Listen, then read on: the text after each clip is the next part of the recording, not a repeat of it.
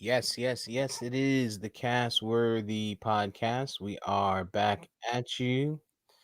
I am Big Steve, aka Last of a Dying Breed, on the Twitter machine, joined today by one EJ, the Sophisticated Savage. We are a two-man show today as VP is out in the streets because he's vaccinated, lost all sight of his senses and just out there being a little thought today. What's going on, man? What's up with you? Not much. Just out here, live, living and enjoying life, man. Joy life, Enjoying life, enjoying life. enjoying life. Gotcha, gotcha, gotcha. I think it's my headset's a little light. Can't hear you clearly. Um, Holiday weekend, man. Memorial Day weekend. Festivities going on up there, like the official start of summer. Anything going on up there in Baltimore? Nope, not for me. Just Memorial Day salute to the soldiers out there that paid the ultimate price and with their lives and you know families and definitely just remember the real reason for Memorial Day. Indeed, indeed. Burgers and dogs and all that goes along with that. But yeah, to the fallen, obviously, we send our best to their families. And we can only, do what they expect us to do. Take the holiday to pay our respect. So, um, you got any plans? Any plans for this actual weekend? You stepping out? Nothing crazy, man. What you got going on? I think I'm gonna probably do a little bit of pool action. I'm still kind of getting used to going back out in public after the vaccine. So seeing people without masks and shit like that, I'm still skeptical. I got trust issues. Indeed, that makes sense.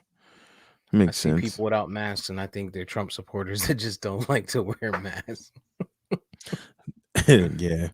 I mean, it's cold up here, man. It's like 40, 50 degrees.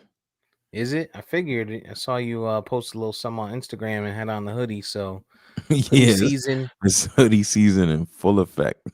So Yeah, about a couple more days. that's weird, man. I mean, I guess I lose track of how to I've lost track over the years being down here of how the seasons work up there because, shit, it's been 90 all week, 89, 90 all week down here. No, it shouldn't be this warm. I mean, it shouldn't be this cold at this time. It's definitely something different, man. By this time, it's usually hot. Global cooling. Gotta be. Yeah. Um All right, so let's get right into it, man. Tonight, well, before we do that, Castworthy Podcast, we can be found just about anywhere you get your podcast content. For audio purposes, for video purposes, you can catch us on YouTube. You can catch us on Facebook every Sunday. We do live recordings for both of those. You can follow us on social media on Instagram, Facebook, Twitter, all by just looking for Cast Worthy, Castworthy, and some of the major ones, Spotify, Apple Podcasts, Spreaker.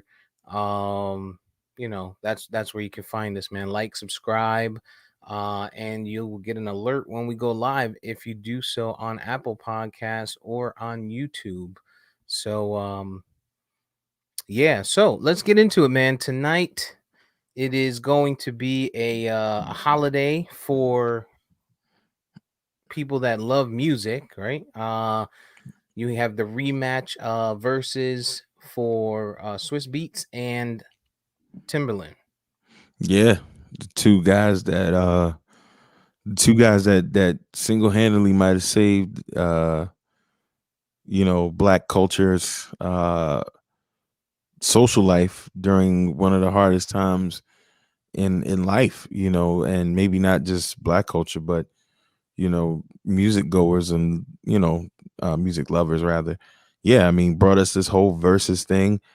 When they just started off seemingly on IG Live talking crazy to one another, and Swiss was in the car and Timbo was in the studio, and then time and time and performance after performance later, here we are. So it's only right that these guys kick it off with a rematch and get together and actually redo it and see what happens this time. Indeed, man. It was pretty much the one that set it off, right? I mean, I guess there was that little Just Blaze joint that I think it was Just Blaze and Swiss kind of got together first in a little club or whatever, little bar or whatever. And then but the Swiss and Timbo was really like what kind of set it and had these guys prep for it. So um for the success that they've had so far, really. I look forward to it. Like you said, Swiss was in the car last time. Audio wasn't the best. We have to assume that these are the guys that built this thing. So they're doing it in the club down in Miami. You have to assume that they're going to make sure the audio's right. They're going to make sure the visuals are right. This is going to be the probably the first huge one since places have started reopening. I don't know if they're doing they'll probably have some type of crowd in there. Hmm. It's fucking Florida. The people down here don't care, man. If it means fun, they'll die for it. So uh they ain't worried about COVID. But I look forward to it, man. It's just gonna be excellent. I'm gonna pour up a few nice tings. Probably load up the chat with some banter. You'll probably see that and probably get tired of the shit I'll be talking. Put it on mute or something because uh but what do you think, man? We've heard it before. I'm assuming these guys have huge catalogs, right? So I think they're going to go back to the well on some tracks, but I think, for showmanship, they'll probably break out some other stuff, some new stuff. Yeah. What do you think the count's going to be on this one? Oh man, I mean, it definitely gonna break out some new stuff. I think it's gonna be some performances. I don't, I think they're gonna put on some kind of a show, man. Because today is the day. It's a good day to do it. At 8 o'clock. Definitely for our part of the country, far as like the Northeast, Mid Atlantic. Mm. People not gonna really be outside because it's pretty cold and it's been rainy. So people might be tuned in. And they might have some big performers on there. I don't know what to expect, man. If they go back to the well with joints, you got to think that Timbo is gonna, you know, outlast him. But I don't know, man. Swiss has got some joints. Swiss has done a lot of joints, but Timbo's got the classics. But Yeah, it'll Timbo's just different. be dope to see. I'm pretty sure they're gonna play some new DMX music and all of that good stuff. So yeah, Yeah, Timbo's different. I mean, so X's album came out. We'll get into that for sure. Um, I think I think like what you said. I think there's gonna be some people that pop up. I think there's gonna be some people that do some light performances there potentially. Um, and I think it's perfect timing. Memorial Day weekend is the start of the summer. People are at cookouts and shit like that. Almost said the P word, picnics. Um and the gatherings, right? So like I kind of wish I was having a gathering, but I don't have any friends, so there's that. Uh and it'd be great to pop open you know the screen and put up a projector and just have a bunch of people sit around and enjoy that. So I'm sure that's what's going to happen in a lot of areas, a lot of people's homes. um so I think they picked a great weekend for it for those guys. And I look forward to it. People, like you said, Swiss has a bunch of shit, and he has tracks that are just bangers. But Timberland's done a little bit of everything, man. He's got shit with everybody. JT, he's worked, I mean, obviously alongside Missy, Timberlake. Then you can get into his white bag, you know, with Nelly Furtado and motherfuckers like that. So, um, Yeah. I think if you're from New York, if you're a New York native, I think you're gonna hear certain Swiss tracks and you're gonna be like, oh, that's a point. You know what I'm saying? For sure. There's tons of them, right? Rough Riders Anthem. Those come on. You hear World War Three. He's got to play World War Three. That beat is crazy. You just there's so much stuff that Swiss can get into. And we're gonna be like, oh shit, because it's gonna be nostalgic to summers past where you were out and he had a banger and he had a track and it just brings you back to certain times of your life. So that's what I think is gonna be a big piece for New Yorkers. But Timbo just got shit upon shit upon shit.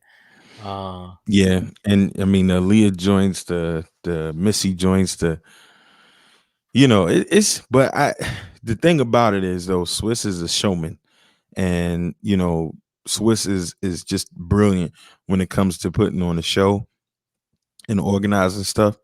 So I'm just really curious to see if there will be some added guests and performances, and I'm just the everything that they put together thus far has kind of led up to this moment of this rematch.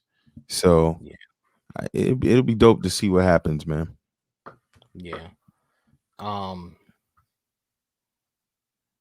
So yeah, so you talked about them playing some DMX tracks, and we had a comment in the chat about X's albums and tracks being in there, but DMX just his most recent album just dropped, Hmm. the one that they were working on prior to his passing, obviously.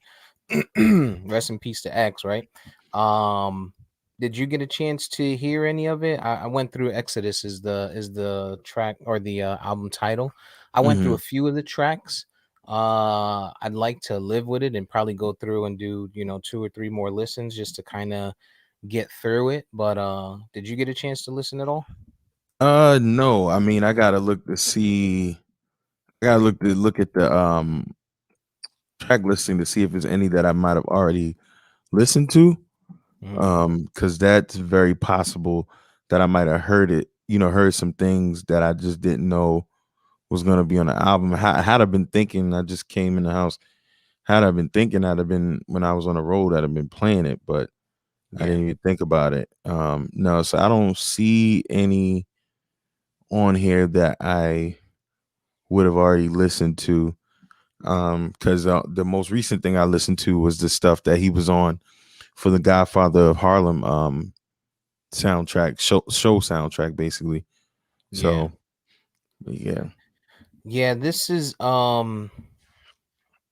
so I mean, pandemic, right? Obviously, and then on top of pandemic, you also had the unfortunate passing of X. So I don't know if it was 100% complete when he passed away, right? So you can kind of hear some some of the loops are a little off, and some of the placement of the audio. Same thing I said about like Khaled, because you weren't in the studio for every single track where people came in.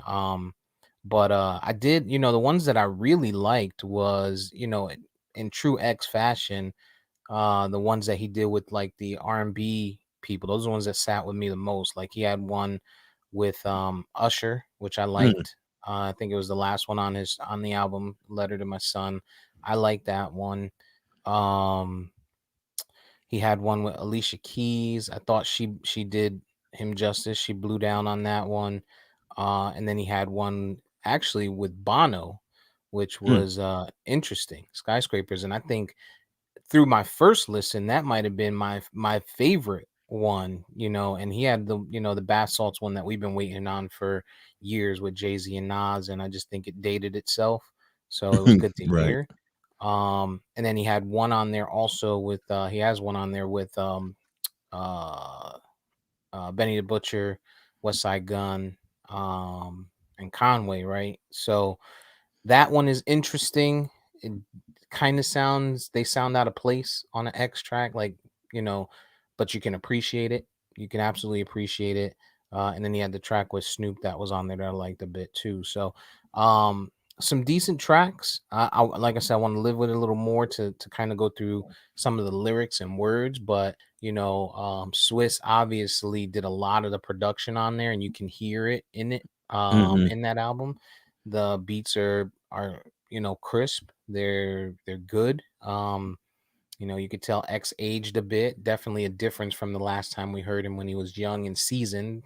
Kind of out of shape, uh, one might say, but still X is X, right? And we gonna have to respect it. So Yeah, there he's 50, is 50 years old, man. He was fit, around 50. So, yeah, Jay, Nas, all the same, have had their moments.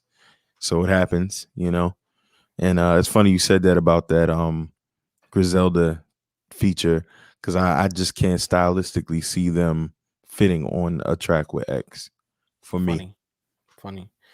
You know when you get a chance to listen to it, it's just funny. It's weird. You know, I like those guys though. Like, I think Benny the Butcher, different. He's different, man. I like him a lot. He's probably my favorite one out of that group of guys. Um, but yeah, man. So in addition to right, we're gonna probably hear some of that. There was the night before it dropped Thursday night. Swiss had a listening party where people were there. Jim Jones was there. Was Khalifa, and then he did another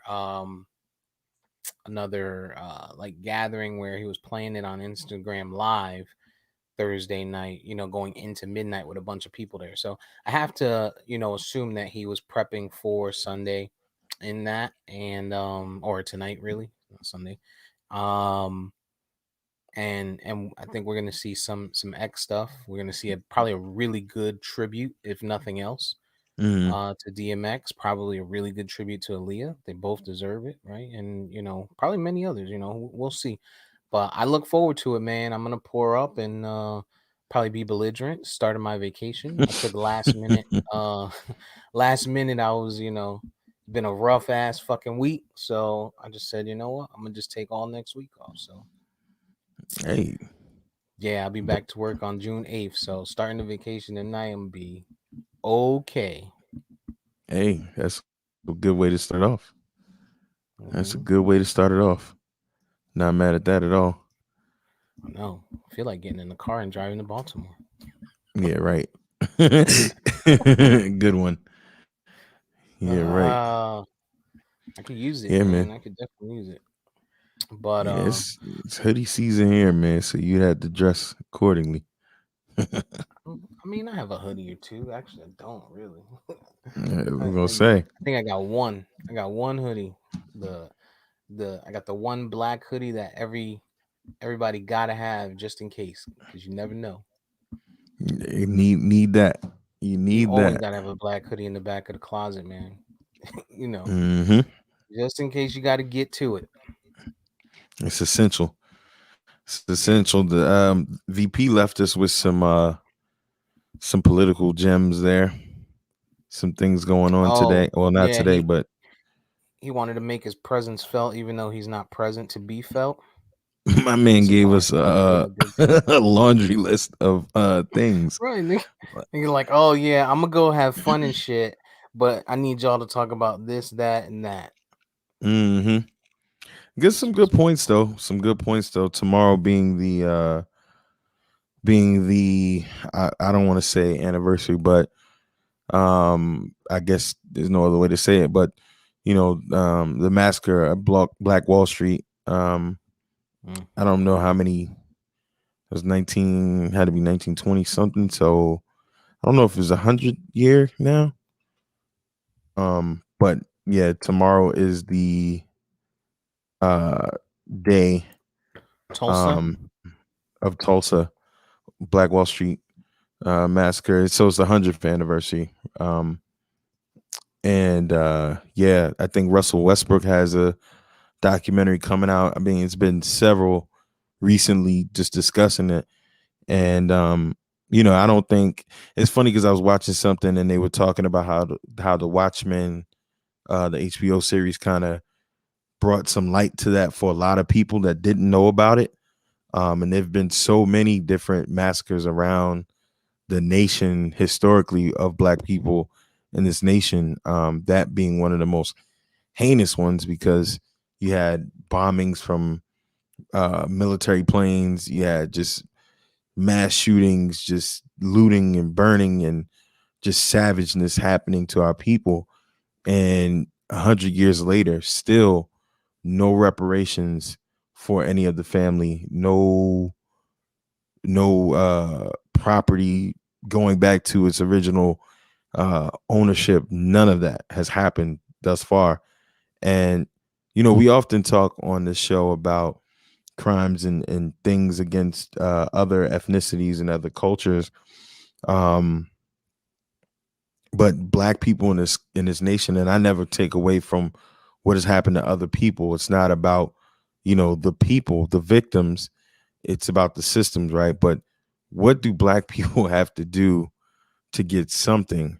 This isn't slavery. This wasn't middle passage. This was American citizens in their free city, owning their businesses, living their lives, doing whatever they needed to do.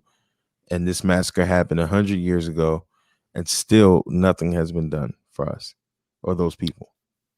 Yeah, and you think about it. I mean, you have to be we have to be happy that, I'm not going to say happy. That's not probably that doesn't fit in this conversation, but we have to be appreciative that we were able to come together and change the landscape of our current government, right? The president and down, because you know, a lot of the what took place there was, city officials and things like that that took, that were part of it. And the last thing we needed would have been someone like Trump still being in office that's completely tone deaf to everything that we've gone through as a people. But you talk about what we have to do to get something here. We'll never get anything here. They gave us what we were getting. They gave us, a black president in their minds, right? Not in our minds. We understand that, Barack Obama, probably one of the best presidents that we've ever seen. I know in our time, definitely, but as a nation, even worked for everything that he got. Worked for his likeness, earned his votes, and got in there. But as far as they're concerned, hey, we gave them we gave them what they need. They got 8 years in the White House, and now we got a black VP. So even more so, they don't think we deserve it. They don't understand what we went through, and until they open their eyes and their ears and their hearts to people who can tell them what it feels like, and we weren't even there. um but we can still feel what that pain had to be like just by what we see today. We see how we're treated. We see how we're uh uh I'm at a loss for words. We're just racially, I don't know, man. I don't know. It's just a tough topic, tough subject to speak to, man. It's pretty when and it's I think for me, and it's always been the case for me, being somebody who has been made aware of the various massacres that our people have been victim to throughout this nation's history, post slavery.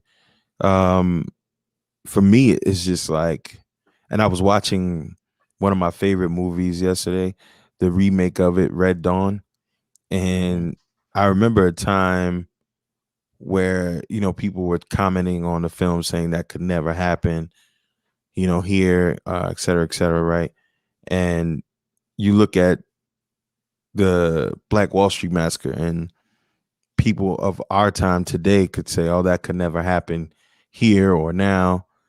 We forget that in Philadelphia in the '80s, an entire street was set to blaze by by the government.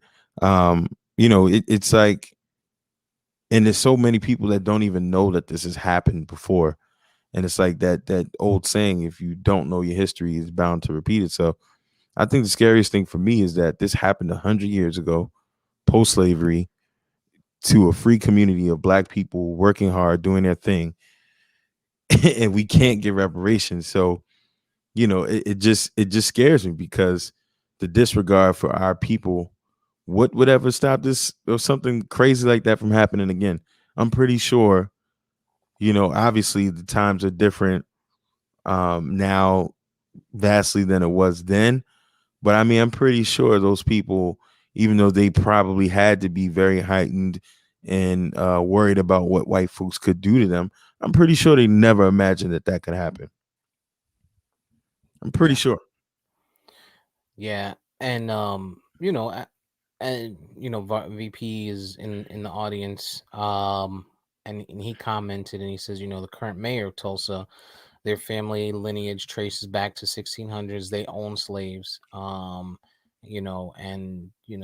that's the craziest part, right? And we always talk about it, is how it just continues, right? People are like, "Oh, well, you know, look at 2020. We had the George Floyd thing, and we had all the other riots and protests and etc., right? How could we still be dealing with this?" And it's because it's just passed on and passed on and passed on, man. People, are obviously not born that way, but definitely raised that way. And even if you don't want to be, right? And I think VP pointed out in the last piece of his thing how they benefited, right? They benefited economically and politically, right? Clearly don't support reparations. Even if you don't want to be, right? You're talking about the line of your family. You're talking about your generational wealth potentially being put on hold if you know stand up and make a statement, because you might lose supporters, right? And future family looking to run for office may not be supported because of something you say or do, right? So even if it's not in your heart, it has to be in your brain if you're these people, because it's going to keep your family moving forward.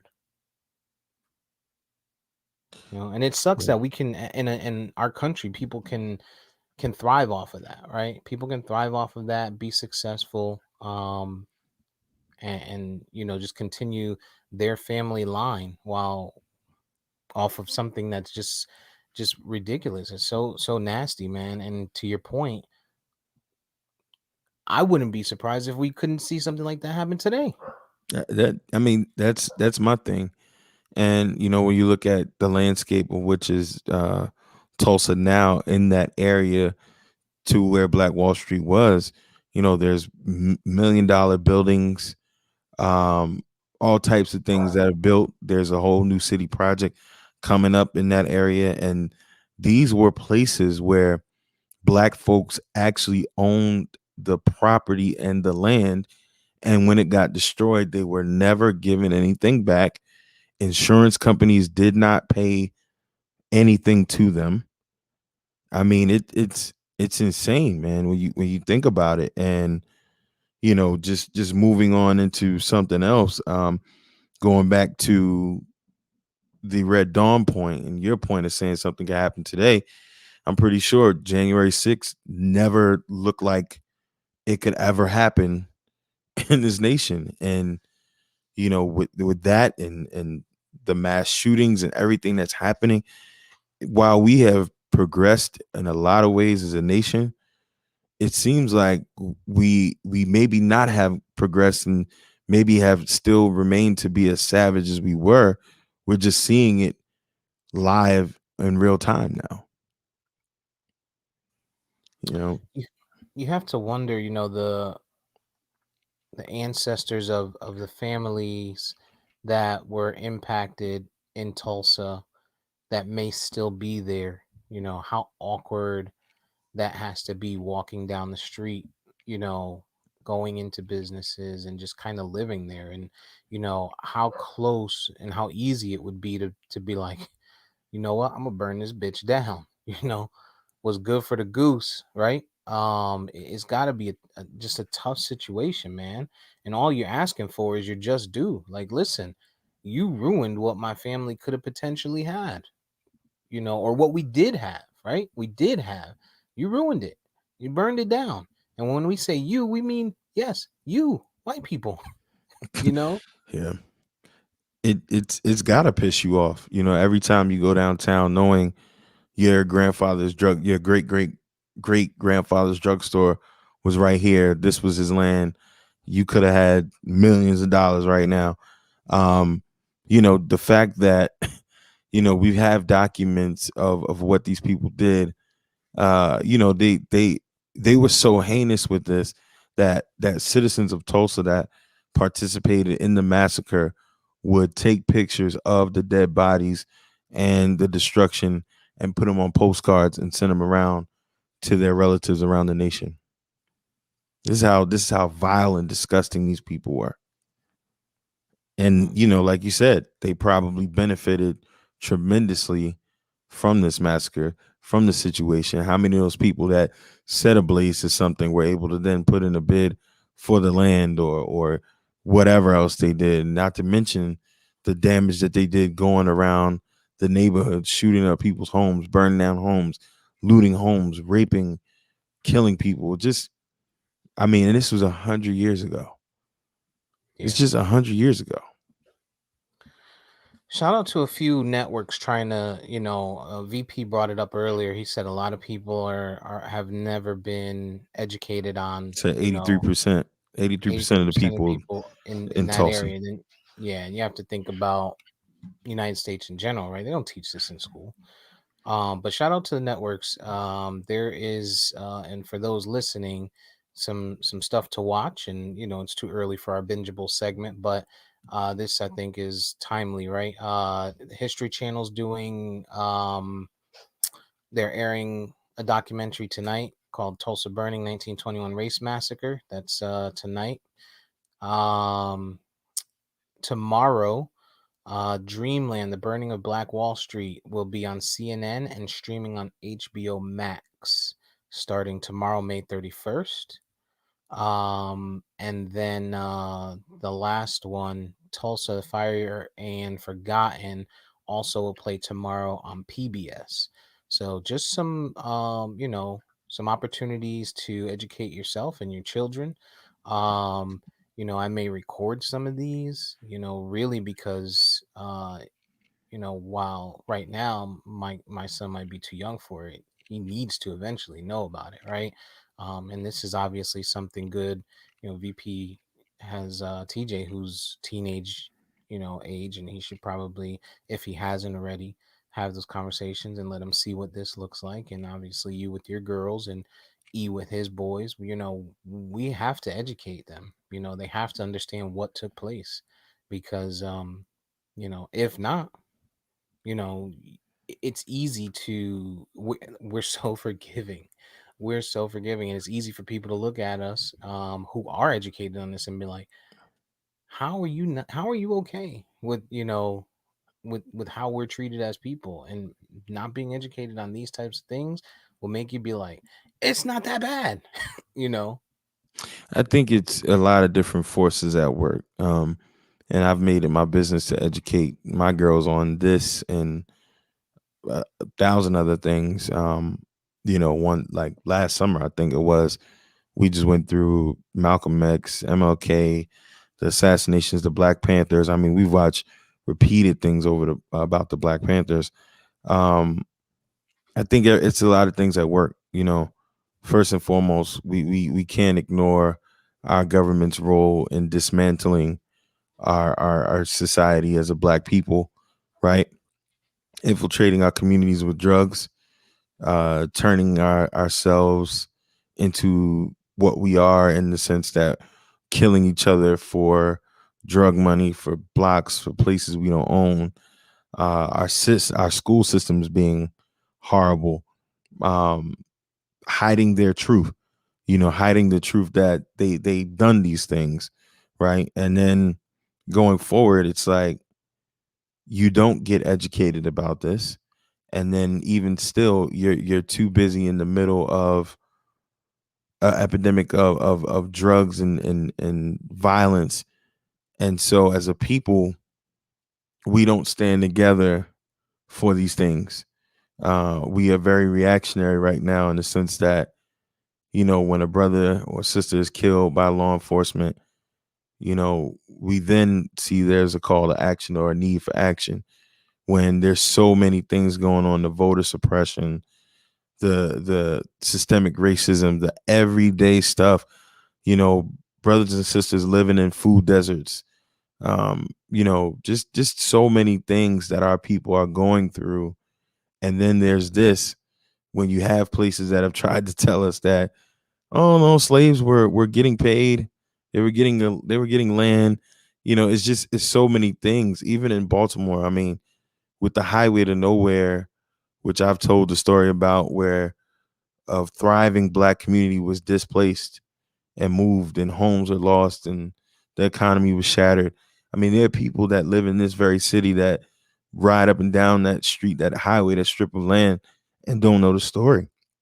And when you believe every day that life is just what it is in front of you, and you don't see the need to go back to your history because of the system and the things that are put in front of us, how do you get angry about something you don't know about, when everything is stacked against you?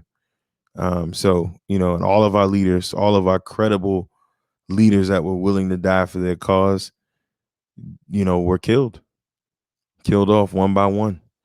And now we're here, and now we're in a day and age where it's so hard to want to get behind somebody's movement, because we don't know if they're in it for the clout, if they're in it for the likes, if they're in it for the money. And then we have so many competing issues.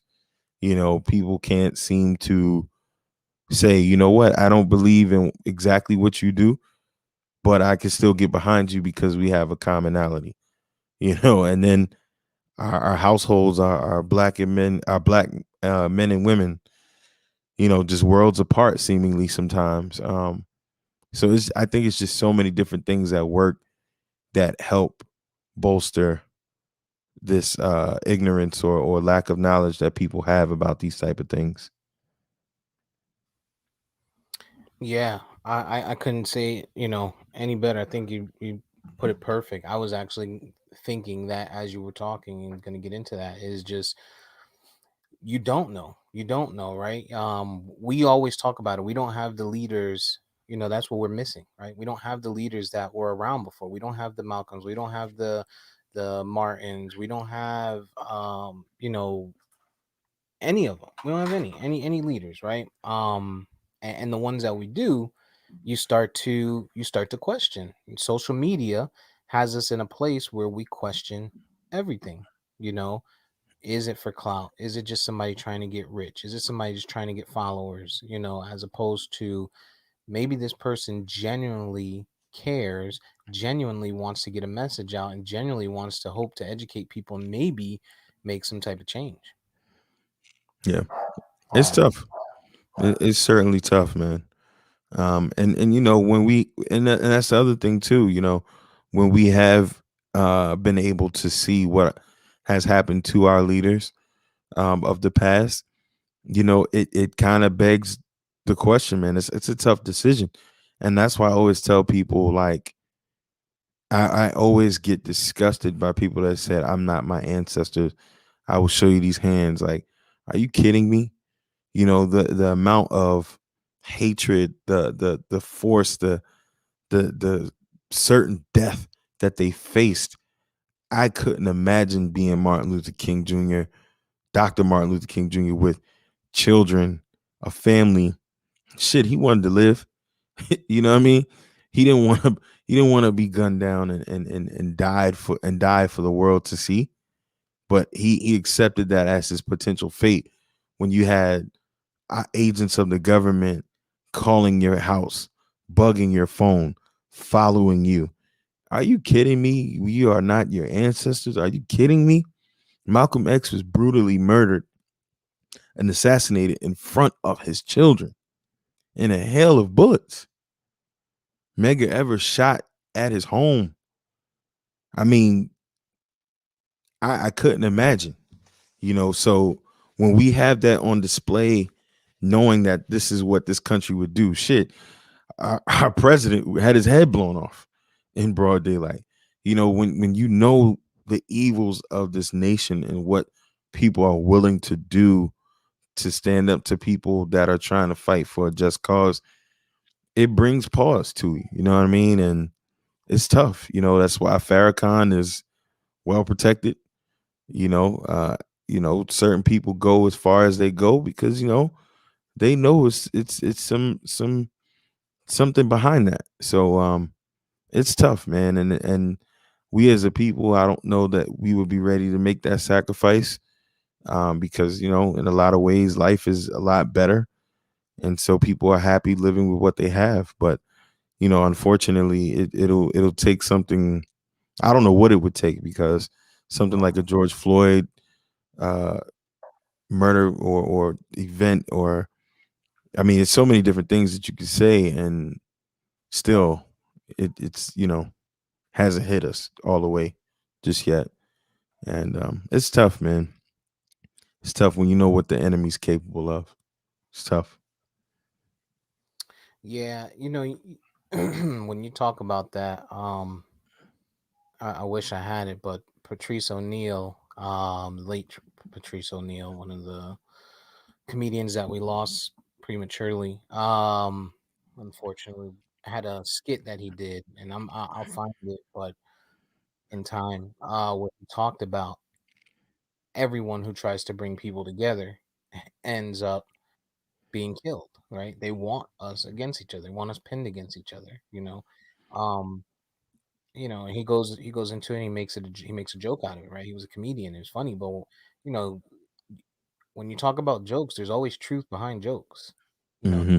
truth, no matter how funny people think shit is and how jokey and unreal shit seems at times, there is always some truth. Once you finish joking, the truth has to come out eventually.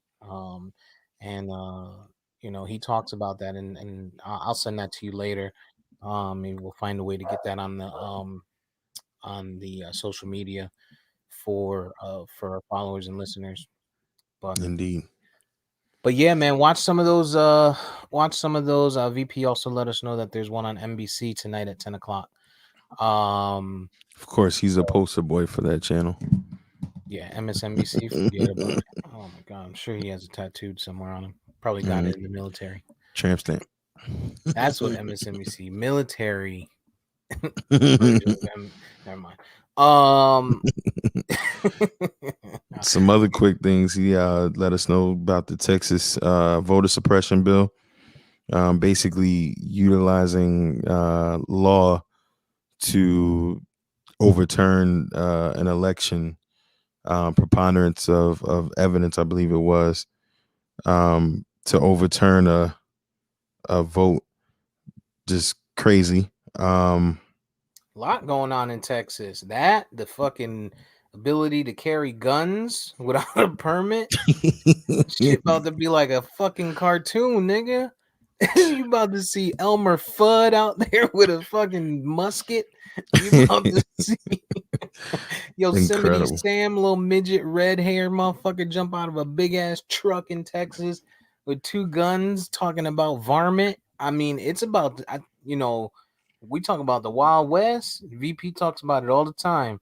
It's about to be the Wild West out in fucking Texas, bruh. It's about to get crazy out there. Say the least. To say the least. You think Ted Cruz is just chomping at the bit, just like drawing for straws to try and keep supporters with all the shit that he's getting behind? I mean, it's Texas, man. I mean, these are the people that will shut down everything for a football game. They're just different out there, bro. Like they just. I mean, not saying that's not akin to other cities, but states and cities, but they're just different out there, man. I mean, these are the same people saying remember the Alamo, man. Like you know, celebrating some place that they stole some land from and then took it back. you know, I mean, it's just crazy out there, man. And I don't know. I just say to black people, stay together, stay vigilant, stay armed, stay prayed. I guess Watch your ass, man, because who knows what Ted Cruz is doing out there, man. But I never understood how how there are actually black people in Texas. Dallas, Houston, Fort Worth. Oh no, no, no. I know they're there, but Yeah, I just think about the stuff that goes on in Texas, and you know, that's got to be a difficult decision to say I'm going to stay here, keep my family here. I mean, unless you have no other choice, right? And obviously, yeah. you got people that are there from Katrina that were displaced and stuff like that. Just because that's how the chips fell. But holy shit, Texas is It's a weird place, bro. it's wild. The January 6th commission bill failed in the Senate, basically making a commission to look into and probe to the highest extent about all of these terrorists and insurgents that attacked the Capitol. Schumer's going to bring it back up again, but we'll see. Republicans offered a proposal for infrastructure just under 1 trillion, only proposing 257 billion in new spending. And Dems and Republicans still negotiating the police reform bill, but they've passed, and they've also passed Biden's deadline that he set for them to get it done. So good old Joe waiting back to try to get the best out of both parties, and it ain't happening. Um, Here we are. Yeah, Joe needs to get past that shit, man. I know Vari has mentioned it in passing, but I think it needs to be said, man. This keep the peace shit. Listen, you get in there and fucking wave your dick a little bit, and get your people on the phone and tell them, listen, make shit happen, one way or another. Make this shit happen. There's some stuff that just has to go down. He's looking like a fucking pussy. You know what I'm saying? Oh, why didn't you two guys come together as a group?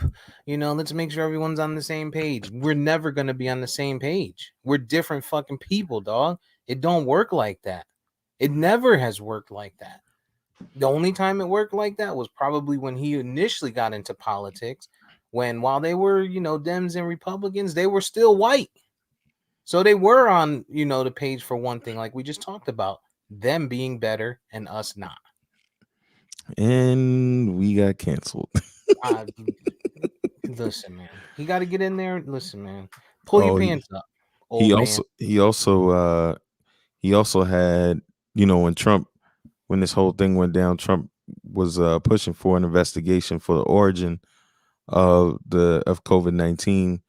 Biden's admin basically canceled that probing without looking into it with Fauci and different health officials, basically not making them aware that that was happening, because now there's new suspicion that it came from a lab. Oh, Aha! shit, bro. I remember Shut somebody being on this podcast saying came from a lab. Aha! Yeah, No. there's no surprise there to me. I know you brought it up. I know VP brought it up. But he brought it up more as something that people were saying based on how COVID acts and reacts. Hmm. Um, but yeah, I mean, it's tough. It's tough when you don't want to appear and come off like a conspiracy theorist, right? But then you're a realist, in certain circumstances. You want to give, just the life and shit benefit of the doubt. And at times it comes out to make you look like a dick, and when I say that, I mean, like, you brought this up, and I'm like, stop. All you think about is Tuskegee. You know what I'm saying? Like, that was literally, you know, a summary of what I was saying to you. Granted, we And don't when have any evidence that it actually came from a lab, but still. we don't have any true evidence right now, but in time, right, we may see. And there's just some stuff that could be said, and I'm just I'm not going to say it. Some stuff that if we ain't canceled already for this episode, that would definitely do it. That probably get us there. You know. But I what do you mean, think, man? What do you think happens? What action happens if it's nothing's gonna found happen. that this Nothing's is gonna happen. right? Nothing's gonna happen from this investigation. Nothing's gonna happen. Period. They've got the World Health Organization looking into it, um, which China's had got them in pocket like most every other organization. I mean, every other nation they work with. It's not gonna happen. China's not gonna come out and let it happen and let it be known that this came from them. It would be horrible. And then too, there's nothing really that could be done about it. You know, other than just shaming them. There's nothing that could really be done about it. Sanctions and all of that, political BS doesn't mean anything. China is everywhere. They've got their hands in everything. They're at this. We have this cold space war going on with them, trying to see who can put people on the moon first and live there, and then blow up the world. I mean, it's nothing that's gonna be done. But we joke about it, but the Tuskegee experiment is really all you really need to know. I mean, when you think about it, that hundreds and thousands of people later on would contract syphilis, etc., and live with it or die with it, depending on the time that they had it. That was created in a lab. You know what I mean? So how can you not say that this is not possible? Yeah, yeah. And VP put in the chat, for those that can't see and maybe just listening, that the theory is potentially that it was being studied and made its way out Bullshit. of the lab, Bullshit. and escaped. Bullshit. I mean, we know that there's chemical warfare. We know that, since Columbus, the days of the early settlers, chemical warfare has existed in this country. I mean, in this world. And, when you see things like this that attack cells so aggressively, HIV, this, I mean, there are there are people that have the ability to do this stuff. We've known about SARS for a long time. Somebody always say, hey, let's see how we can make this more aggressive. 10 You times know, aggressive, especially what are the odds that it comes from, you know, a country that is big on population control, that is extremely overpopulated, right? I mean, just lots of stuff that to keep in mind and take into consideration there. It acts and reacts, right? And now we're seeing, as it lives on, it mutates, it's mutating, and we're seeing different strings of it. And it those strings are worse, right? Some of the symptoms are worse, some of the long-term effects can potentially be worse. The hardest part for me when we talk about lab creation is um, understanding that it takes so long for them to find, or it took so long to find, a vaccine for it, right? It's similar to, when I put a lot of stuff into technology thought when I try to process things, and I think about coders, right? People that write databases. hmm And so Mark is a coder, right? Mark is he writes databases. If he writes in code and he writes a code for a program, right? There could be another programmer that comes behind him, and it's extremely difficult because he might have things written in there that's going to make it harder for that programmer to alter and change, and edit what that program does, the functionality of it, the visuals, all of that stuff. And that's because it was placed there by this specific person. And that's kind of how I think of, COVID, is it took very, very long because they couldn't figure out what the underlying, bacteria, I guess, right, was, hmm that they had to target to make us somewhat immune to it. And I think of it in the coding standpoint, right? If it was just something that popped up like common cold or some crazy shit like that, something that we've seen before, it might have been easier for them, like the flu vaccine, right? changes every year because there's a little bit of difference here. There's it's attacking something different. It's a little more uh severe. Change the vaccine a little bit, right? But for this, it took a while. Yeah. Yeah, I mean that that's how the idea and the theory of chemical warfare would be. We're gonna make something our enemy has never seen before. They're not gonna know what hit them, and boom. You know what I mean? This kind of stuff is that cloak and dagger movie type stuff they talk about. One general said when talking about the space Cold War that's going on now in one of these documentaries, he said, "Look, man, uh, I know that a lot of the stuff we've seen on movies, looks really unreal and unrealistic, but when you've seen some of the things that he's seen that he's classified to see, some of that stuff is a little bit more realistic than we think. You know what I mean? So it's Yeah, possible, and to say that it's impossible, you're just as naive as any fucking one else. Like it's naivety. Like if you just believe that everybody is doing the right thing because they're in a position where they're supposed to do the right thing, then I can sell you this fucking beach house in Oklahoma. Like it just doesn't make sense. right by the shore. Um, VP is in the chat saying that he agrees with everything that we said, word for word. So, and speaking of VP, the Heat were swept yesterday. Miami There goes Heat. my pick. Oh, there goes. Bye bye bye. The Miami Heat. Well, that was your realistic pick, right? I mean, your actual pick with your heart could still make it in the Knicks. Potentially, if Julius Randle remembers what he did for the first 82 games. Um, but yeah, Milwaukee made slight work of the Heat. We've always talked about Jimmy Butler not being the guy that we saw in the bubble. That was Bubble Butler. And having to step up for 4 quarters because people are different, now in the regular scope of the NBA. So Heater down go the Heat. Milwaukee on to the next round.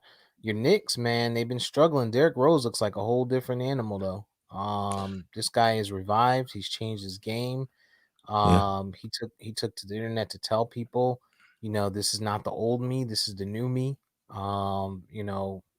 In less words, this is I've changed, right? I've changed, and I think my game is better now. And yeah. he's doing a great job for you guys. You need Uh-huh. some of your young guys, to kind of come out of that, that honeymoon of, man, this is the big stage, right? That's exactly what's Um, going on.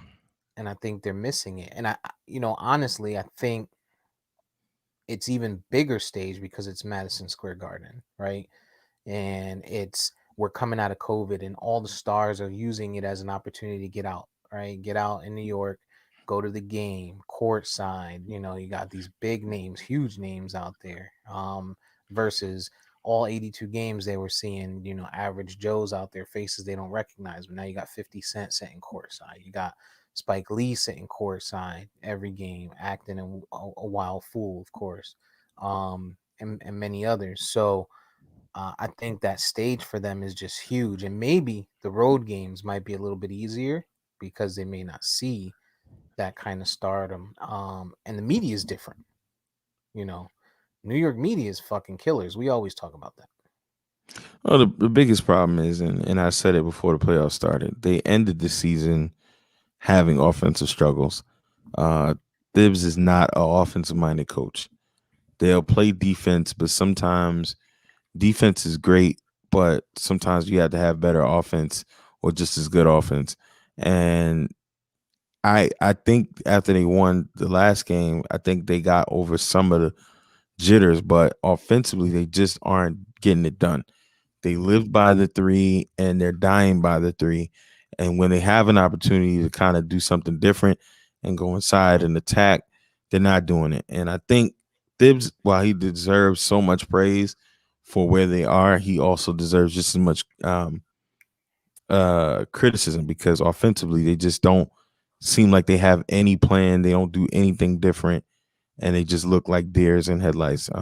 So we'll see in about an hour what's gonna happen. If the Hawks win this game, it's pretty much over. So we'll see. Yeah, Trey Young is out there showing up a bit. And man, I tell you nothing nobody will kill motherfuckers like New Yorkers, bro.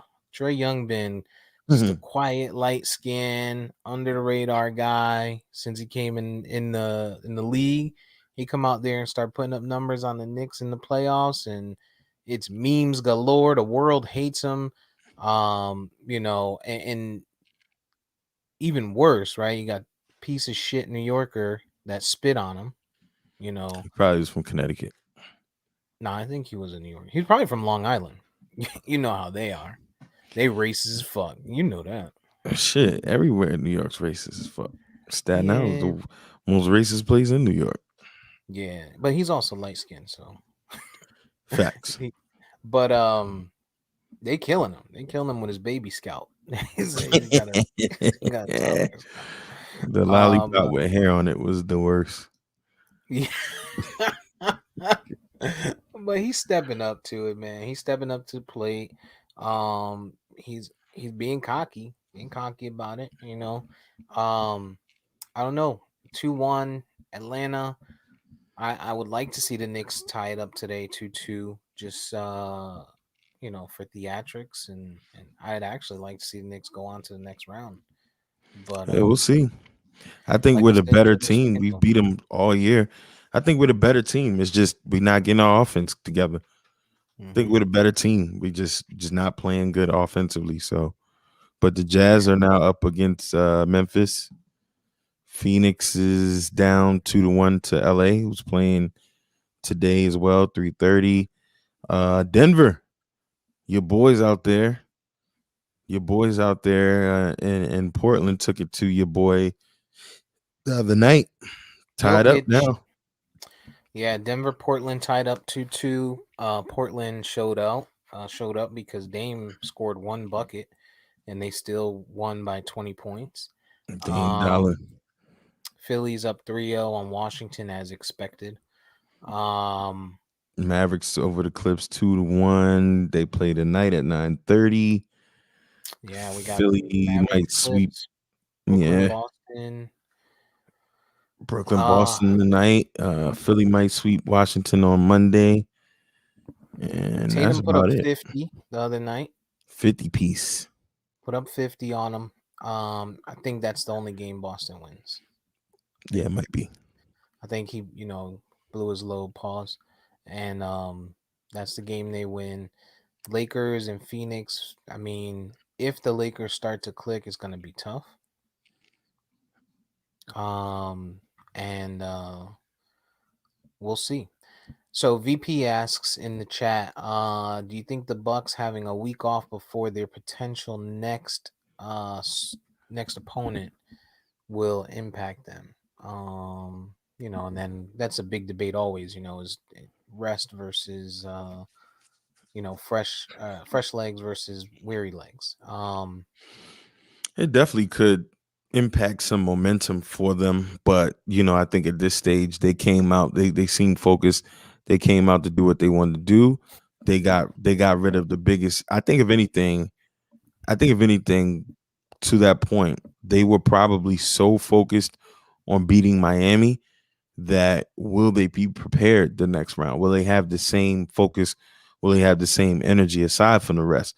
Because in sports, I remember there being teams that we would circle on the calendar for years out, you know, trying to put everything we could to beat them and then have a beat them and then have a letdown against some scrubs, because we don't have that same intensity.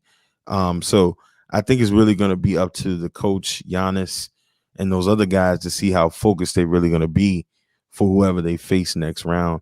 Versus the rest, I think the rest will be good for them physically, but to what VP's alluding to, I guess in the mental and focus aspect of it, will they be ready? Will they be sharp? Are they truly deserving of what they are or where they are now?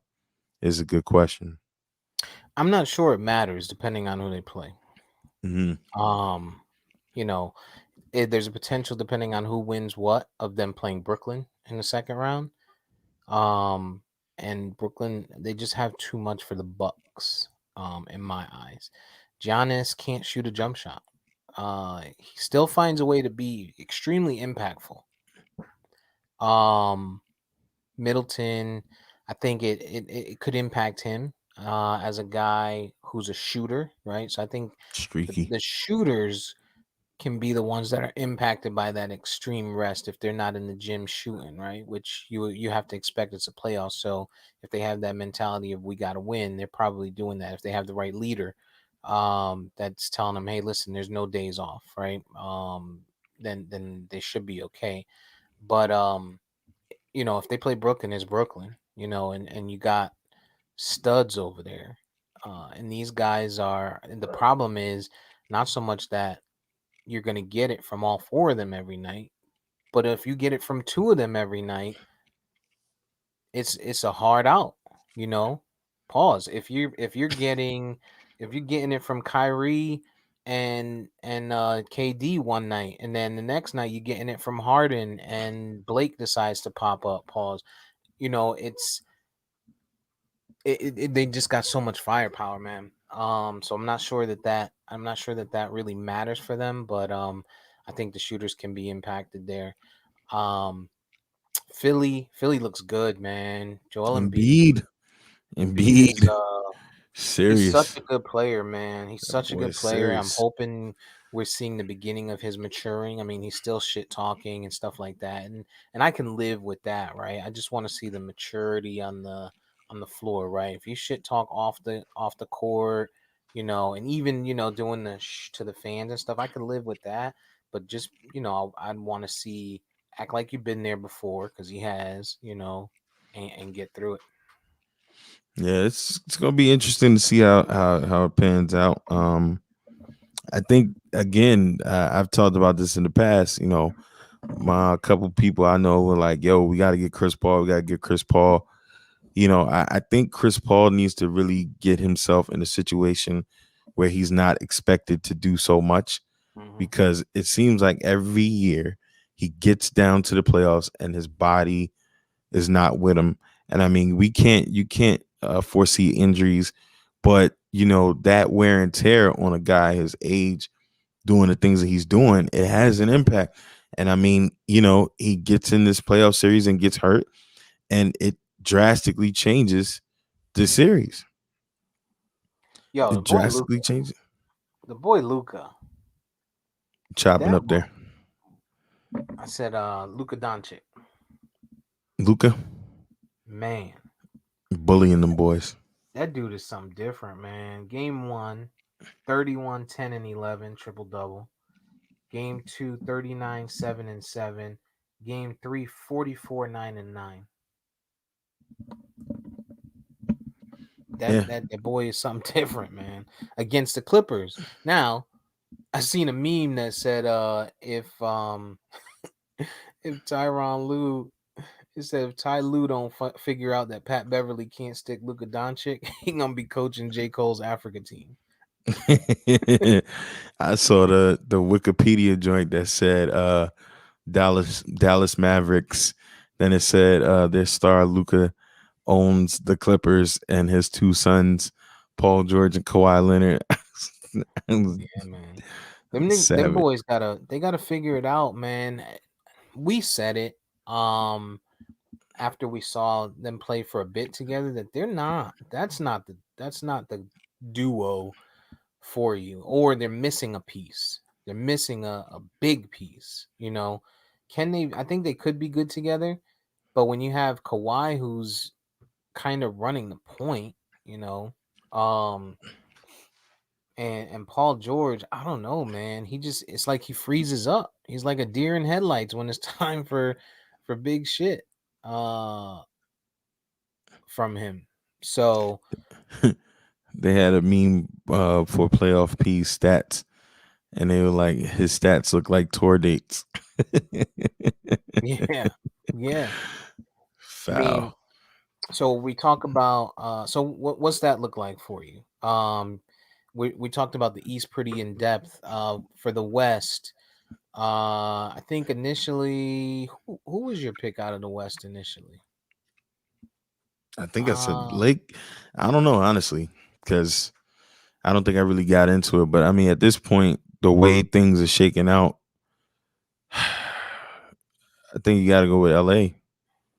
yeah, I think my pick was Denver. Almost sure of it. I am.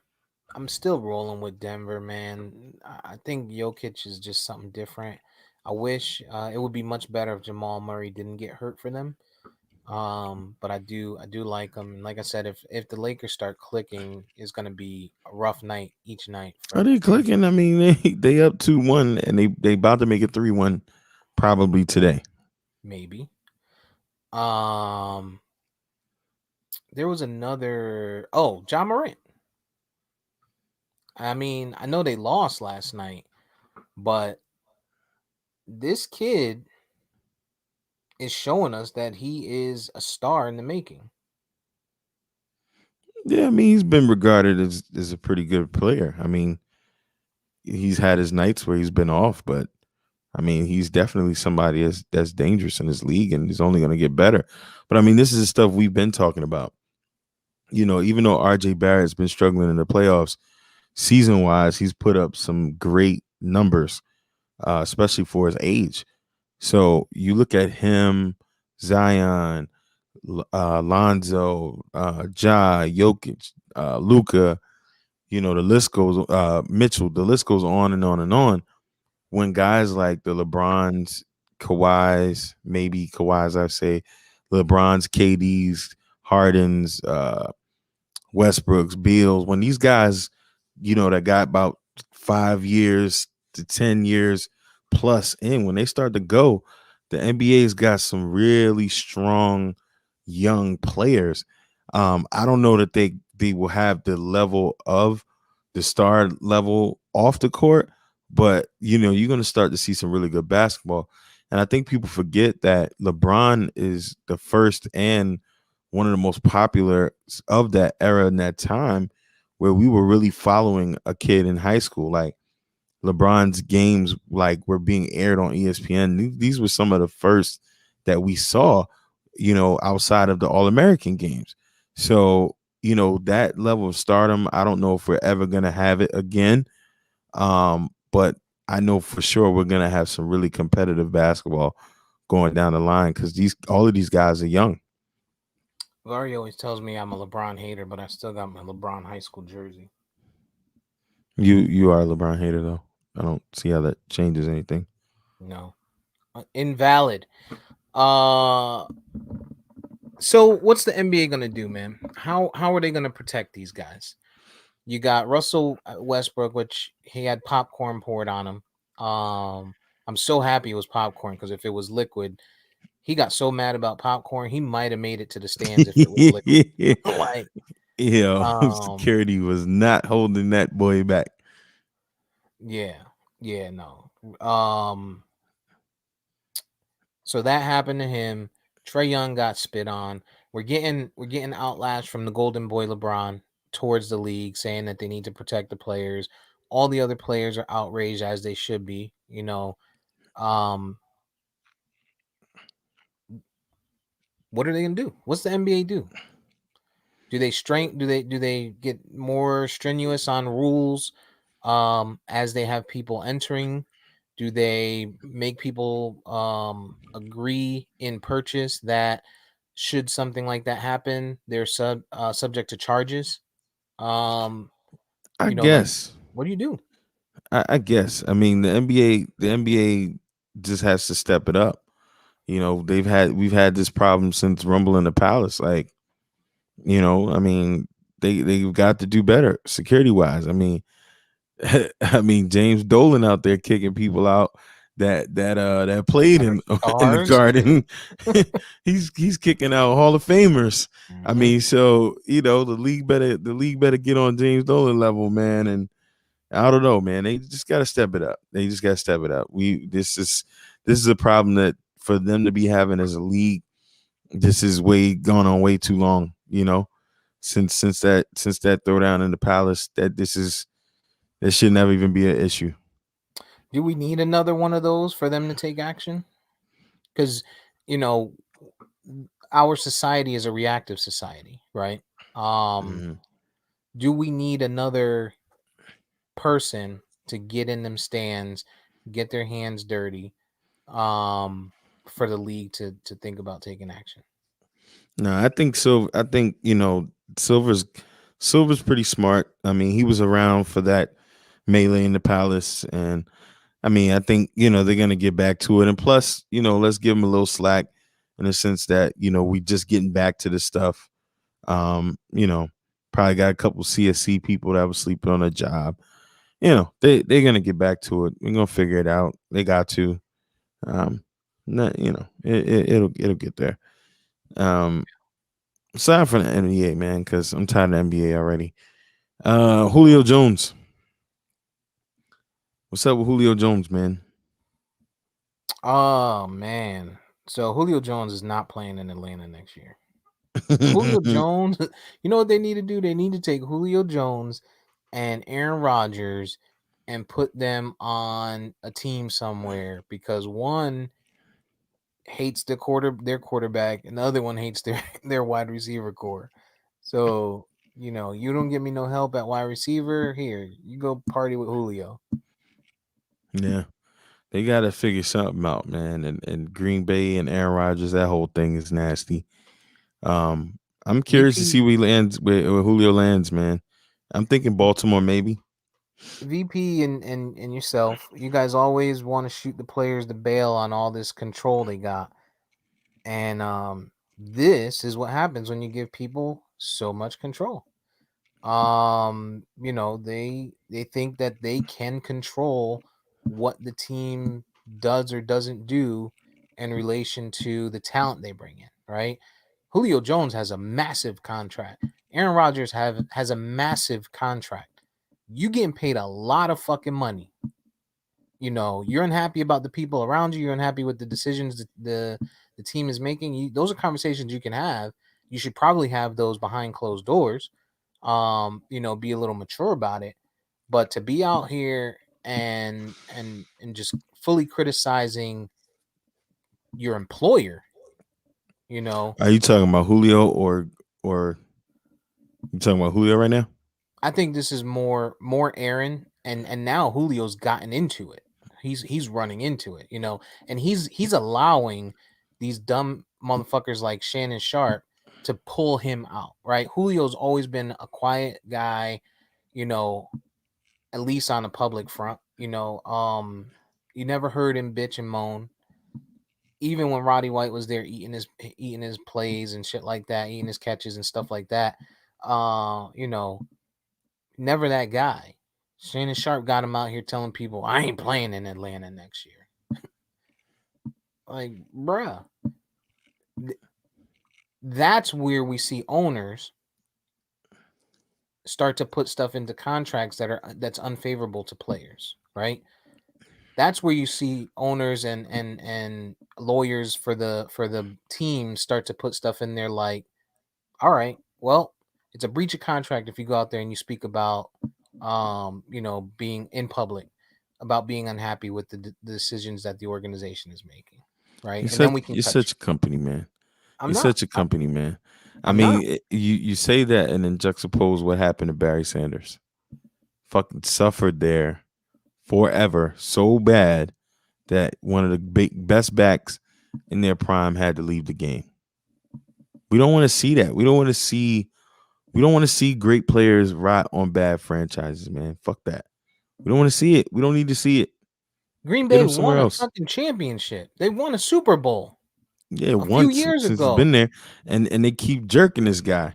They How keep so? doing bullshit with his draft picks. Because they're not drafting wide receivers and he wants them to. Like, Yeah, dude, you're selfish. We get it. You're a quarterback and you want to pass from the 1 yard line. But you got a great running back right now that they just re signed. You got a guy in Aaron Jones that can make things happen, right?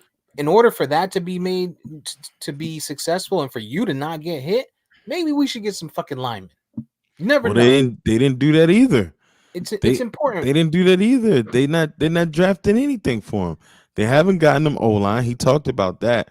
He talked about how they let one of his long standing guys go. He's not. They're not getting him O line. They drafted a quarterback first round that nobody would have taken first round. They're not getting him anything. They took a cornerback this year. I mean, they're not doing anything. They're not doing anything to make this team better. So I mean, it just doesn't make any sense. They got a good team, but when you're talking about guys rotting on bad franchises, these guys are not on bad franchises.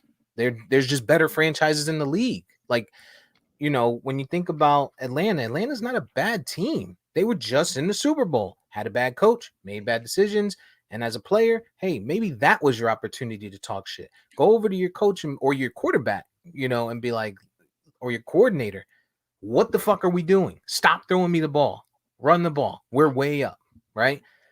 That's your opportunity. You want to be hindsight 2020 and be like, oh, well, we went to the Super Bowl and now we ain't doing shit, and now I'm unhappy and I want to get out of here, dude. Hey, They listen. brought they even brought in a running back, right? Where we as fans questioned it because of a knee injury and fantasy and stuff like that, but a guy who was doing great with the Rams when they brought in Gurley, you know, um, you can't say that they weren't trying, right? He's played Green with Bay is definitely not. they're not trying because they didn't get wide receivers. I mean, I don't get Or it. O line. They haven't they or an O line. They haven't built anything around Aaron Rodgers to do what he does. Aaron Rodgers is just a fucking cocky piece of shit motherfucker, and you're playing into it. He's a piece of shit. He's a piece of shit. Listen, He's seeing Tom Brady, who made took his career and made additional success after leaving New England, and he's thinking, well, if I can get put on a stacked team somewhere, then maybe we can compete, you know? Tom Brady is a perfect example of what happens. Tom Brady leaves his franchise that he's been with forever. I don't like the direction and the shit that they're doing. Hey, you guys want to give me carte blanche here? Comes to Tampa, has the coach uh, eating his words, talking about he'll never bring Antonio Brown on. He does.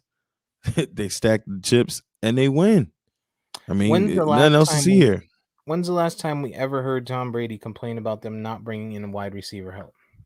Who, Tom Brady? Matter of fact, Tom Brady's never really had wide We receiver don't help. we don't hear about it, but that was largely Right. why he left. That was largely why he left this year. Right. So my point, which when we started was publicly, right? Publicly. Stuff like Yeah, that but he behind was closed able to doors, leave. But he was able to leave, so he didn't need to get to a public point. He was able to leave. he Aaron was able to Rodgers is leave stuck. based on no, he's not stuck. You signed a contract. It's not like they're holding a gun to your head now, right? You signed that contract. You said, "Yes, I'm in it for the long You run." signed it with the belief that they would do better, and they're not doing better. So he wants to go.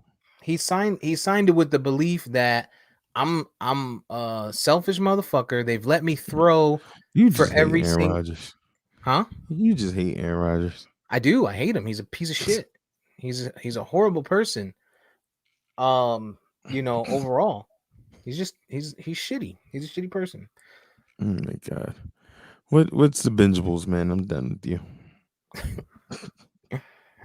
Too much power for fucking players, man. Too much power to be over here dictating shit in public media.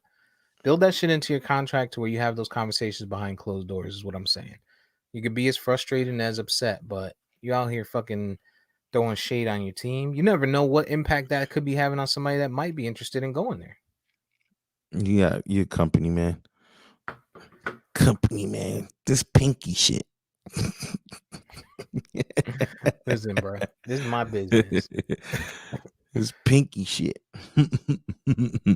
This is my business, bro. Um, what you been watching uh, I don't besides the remember watching playoffs? anything new. I don't remember watching anything new since we last potted. Just my regular TV shows throughout the week. All Rise, my girl Misty Knight.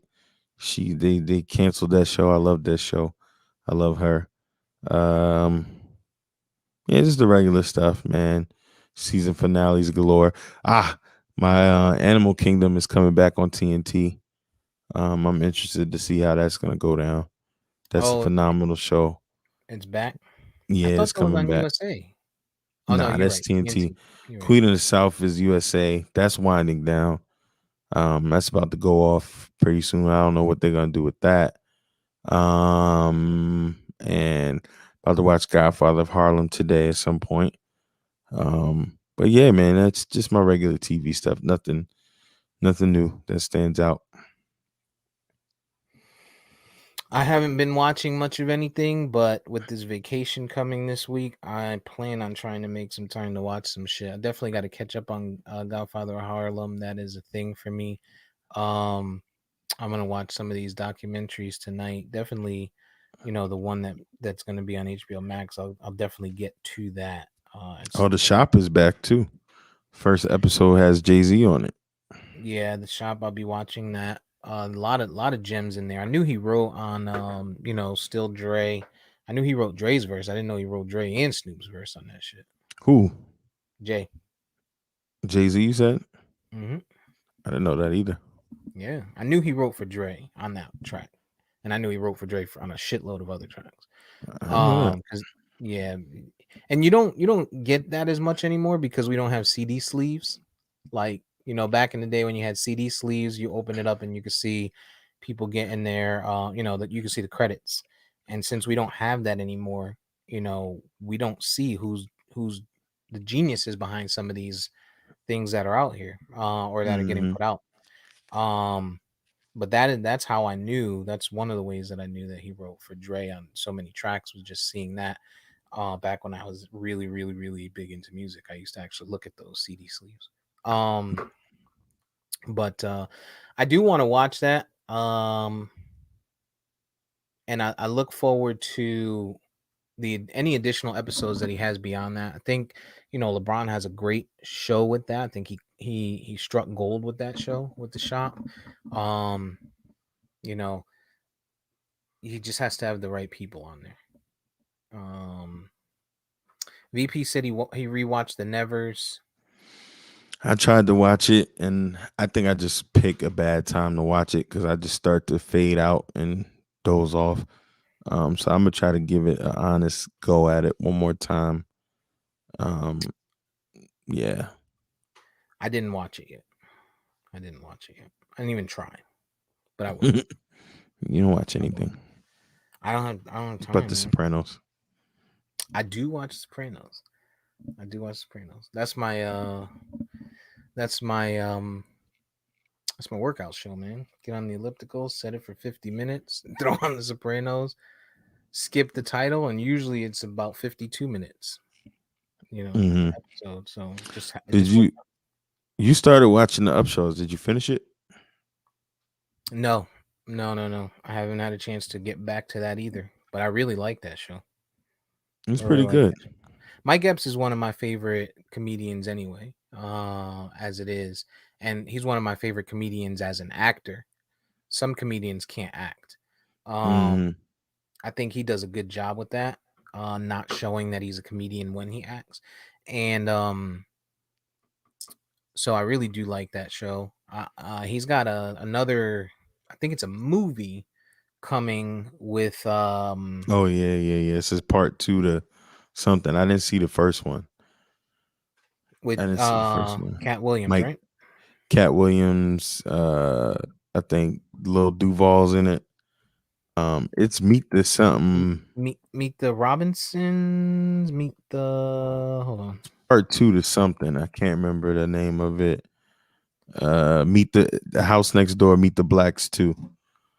So Yeah, Meet the Blacks too. I didn't see Meet the first one, Meet the but Blacks one was actually pretty good. It was on Netflix back when I used to watch TV.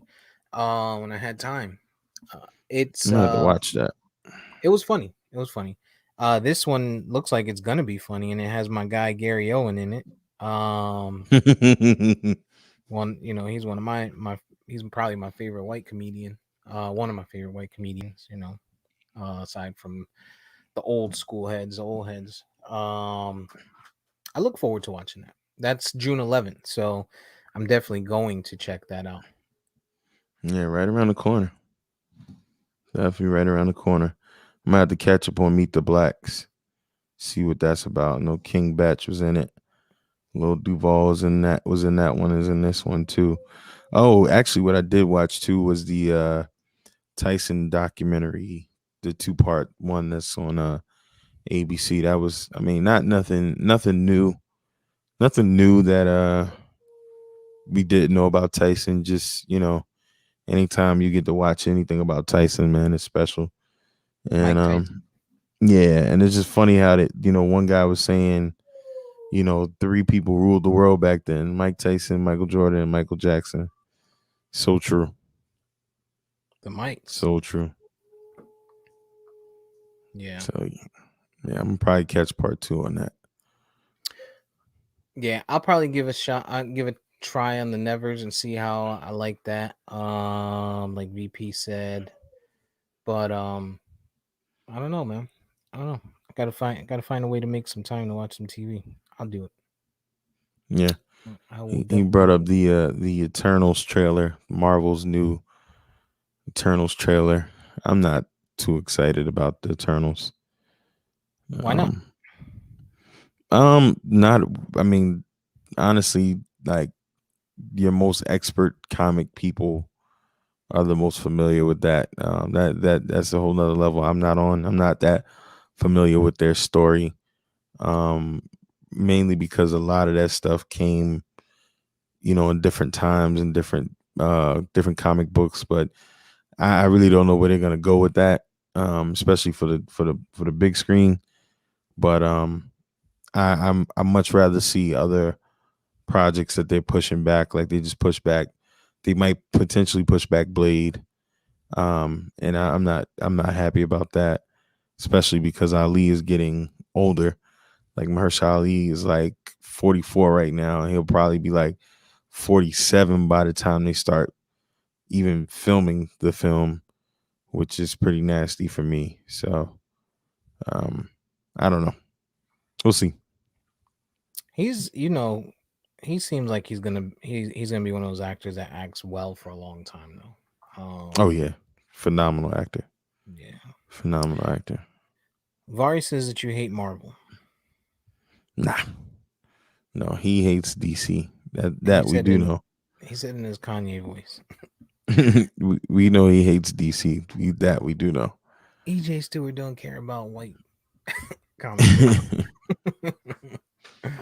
Nah, man, I uh think Marvel. Quickly, I think Marvel has been spoiled so much, and they're arrogant. So that this Phase 4 rollout that they're doing, they're gonna do some things that are kind of head scratching. But I mean, the thing about Marvel is that they haven't lost yet since 2008. So um, I think they still bank on people going to buy it, but they're definitely gonna be doing some head scratchers with some of the stuff that they're coming out with. So People are always gonna buy Marvel, man. Because like VP always says, and we talk about here, um, you can go sit down, watch a Marvel movie, and digest it, whether you know Marvel or not, right? Whether you're a hmm comic book fan or not, fully hmm digest it, get engulfed in something that you enjoy, right? Whether it's the story of what you're interpreting this story as, not knowing backstories, or you're just engulfed in the explosions, the bright lights, or you're engulfed in the nostalgic music they play and everything, the beautiful women they put into it in different areas. There's always something. So they'll always be successful, I think. um so yeah, so I wouldn't say you hate them, but like I've said time and time again, and I won't get into it because you'll probably start yelling. um I just think that you prefer things that are closer to the to the story, the way it was written initially, than you do the theatrics of things, and that's why you I like prefer I DC. like a good I like a good show. I can understand it when it doesn't We're not happen, talking and about when strippers. it we're always talking about strippers, but I can understand it because I mean literally everything they've done has not been akin to the comics. So, you just got to deal with that. But it just becomes when it becomes a battle of the criticism, when you get in these circles, um people say things, and it just becomes a talking point at that point because people bring that up as a criticism for DC when Marvel's been doing it too. But I mean, it is what it is. You get used to understanding that that's what it is, especially on screen. Some of it is head scratching for me, but if it's good, it's good. That's it. Yeah, You know. I got you. I'm picking up what you're putting down. Um, all right, man. Anything else that we need to talk about this week? Nah, nah. I think we had a short list, but just hefty content for that short list. So I think that was pretty straight. Okay. Definitely the Tulsa 100th and I won't even say anniversary, but 100th year to recognize the victims that were murdered and massacred.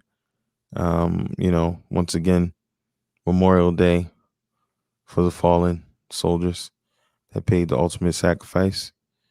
Yeah, And makes yeah, man, get it in. Hey, try what I told you.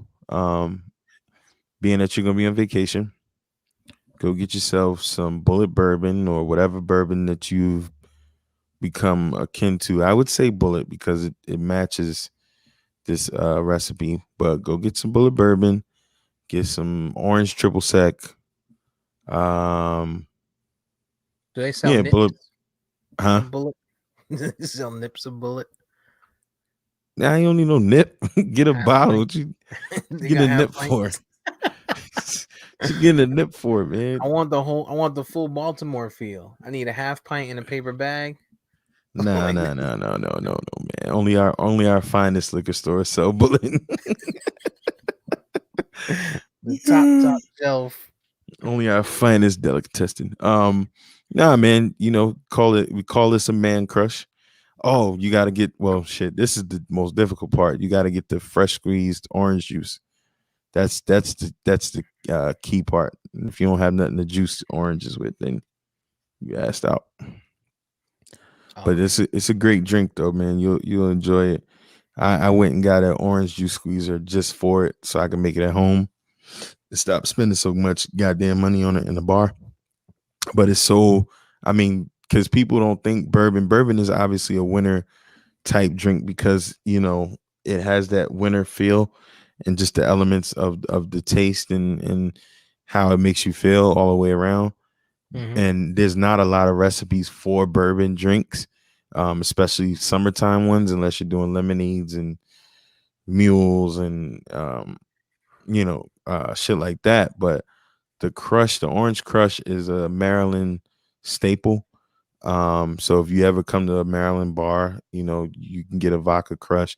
It is very tasteful. It is for a summer drink. It is great. But I like bourbon, so I get mine with bourbon. We call it a man crush. Very refreshing. So definitely, if you can whip something up while you got some time, I recommend that recipe. Being that you're diving into the bourbon lately. Yeah, I've been keeping the calorie count down, so I just been drinking like vodka waters, vodka waters on ice. Maybe drop a honey or some leftover sugar cubes. I might put one sugar cube in there, or I'll do it with lemonade or something like that. Mm-hmm. Um, but yeah. I'll try that. If not, then I'll try it in September when we voyage to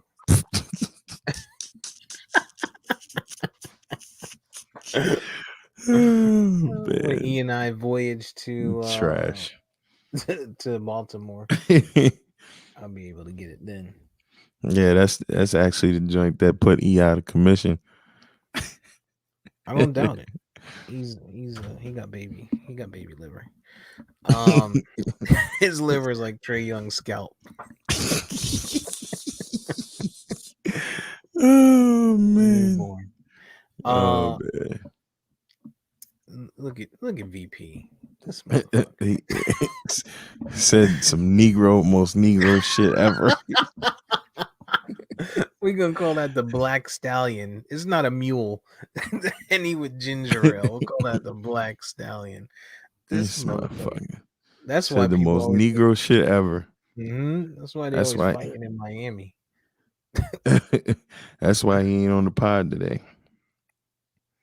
Henny with the ginger. He had one too many. mm-hmm. Coconut rum with pineapple. Come on, VP. I'm gonna need you to get some drinks that aren't normal. Um, that's called pina colada. All right. Okay. Well, since VP's not here, physically, he's here in spirit and In the chat, sending sending us his chats. harassing us. Still long-winded. We'll I'm gonna do my best rendition. To get us up out of here. And how does he always start it? Hey everybody. Yeah. Hey everybody. Thanks for listening. Um no, but seriously, Castworthy Podcast, we are available, we are accessible, we are open-minded. Send us your feedback, send us your thoughts, send us your topics, send us your suggestions, send us your requests to join. All of these things we are looking for. We can be reached on social media, on Facebook, on Instagram, on Twitter, just by looking up Castworthy Podcast, Castworthy. You can listen to us on Spotify, Spreaker, Apple Podcasts. You can watch us on YouTube and see the video and see these dashingly handsome faces. Um, we're available for that. We stream live on Sundays. We schedule for 9 a.m. Usually don't start till about 10 a.m. because we brown. And that's it, man. We appreciate you listening. We appreciate the feedback. We appreciate the interaction in the comments. And until next time, I will say thanks again to those who lost their lives fighting for us and keeping the flag where it is, keeping us safe. To VP's brothers, brethren, thank you to them.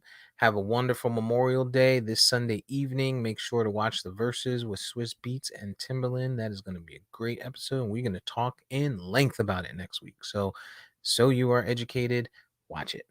And again, shout out to Tulsa, just as a general area, not as Black Wall Street, but everything that took place there. Give us our reparations, man. We deserve it. And we are out of here.